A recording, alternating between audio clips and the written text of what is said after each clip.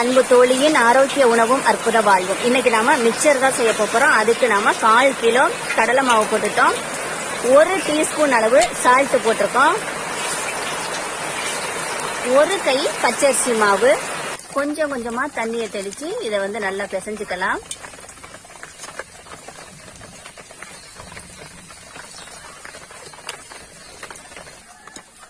நல்லா சப்பாத்தி மாவு மாதிரி நல்லா பிசைஞ்சுக்கலாம்.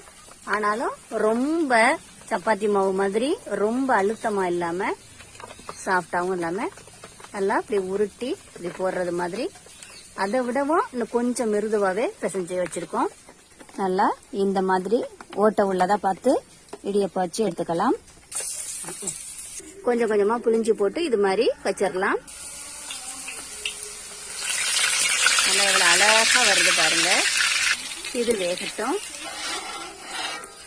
ஒரு பெரட்டி போட்டுக்கலாம். இனி எடுத்துடலாம்.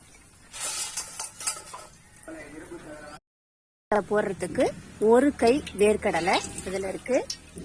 இத எண்ணெயில அப்படியே பொரிச்சு எடுத்துக்கலாம்.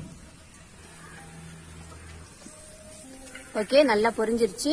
இத ஒரு பிளேட்ல கொட்டிக்கலாம். இந்த அளவுக்கு பொட்டுக்கல்ல இதையும் எண்ணெயில நல்லா பொரிச்சு எடுத்துக்கலாம். ஓகே, இதுவும் நல்லா பொரிச்சாச்சு. அடுத்ததா 1 பிடி கருவேப்பிலை,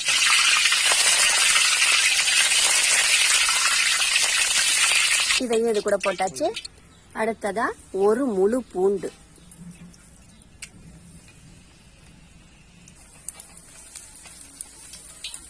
இதையும் இது கூட போட்டுறலாம்.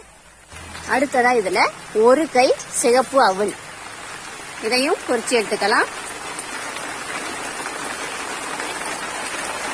இதையும் இது கூட கொட்டிக்கலாம். இது எல்லாத்தையும் முறுக்கி விட்டுறலாம்.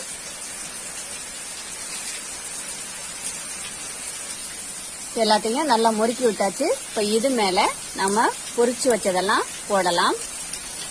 இப்ப இது எல்லாத்தையுமே நல்லா மிக்ஸ் பண்ணி விட்டுறலாம். வாவ், சூப்பரான மிக்சர் ரெடி ஆயிட்டு. இந்த வீடியோ உங்களுக்கு பிடித்திருந்தால் லைக் பண்ணுங்க, ஷேர் பண்ணுங்க, சப்ஸ்கிரைப் பண்ணுங்க. மறக்காம பக்கத்துல உள்ள பெல் ஐகானை கிளிக் பண்ணுங்க. தேங்க்யூ.